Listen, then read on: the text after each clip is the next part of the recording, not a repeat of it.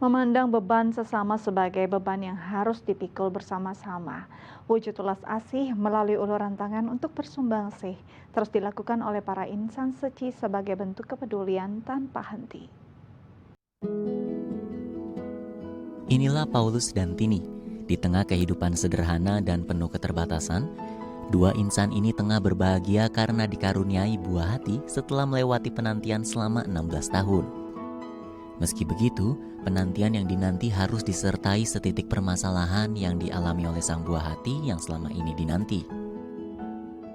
Nah, waktu dia lahir, itu mamanya itu 7 bulan 2 minggu kena eklamsi, keracunan kehamilan. Nah, begitu dikeluarin, itu cuma 1 kilo 3 on.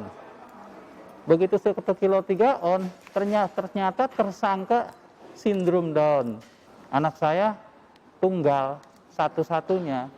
Kita menikah 16 tahun nggak punya anak.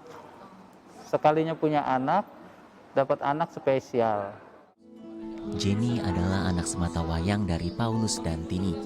Sang buah hati divonis mengidap Down syndrome, pneumonia, dan laringomalacia. Sang bayi kecil juga tidak dapat berjalan dan divonis tidak bisa mendengar serta berbicara.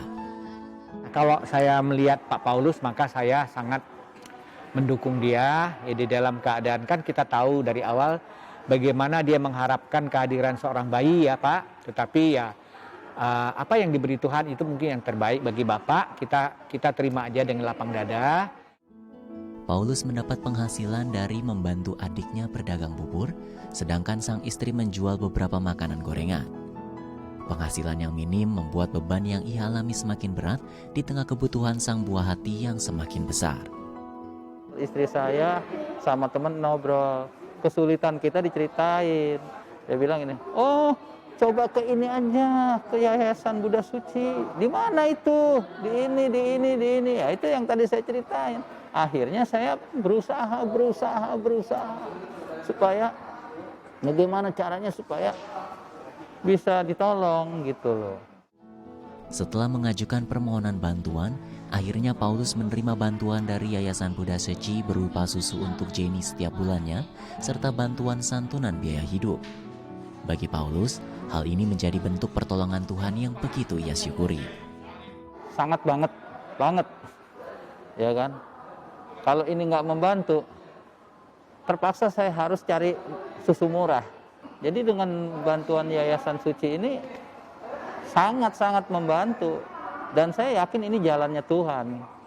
Yang pasti satu, kita berharap itu kepada Tuhan kan, ya yang menciptakan. Kedua tentu kita ada semacam semangat yang itu, yaitu kan kita sudah tahu bahwasan sekarang dia menambah satu kekuatan, yaitu dari relawan-relawan suci untuk mendampingi dia melewati masa-masa sulit ini. Satu hari menjadi anak yang sehat tentu yang menjadi harapan dari keluarga Pak Paulus ini sendiri. Husnul Khotimah, Chandra Septiadi, Media Suci.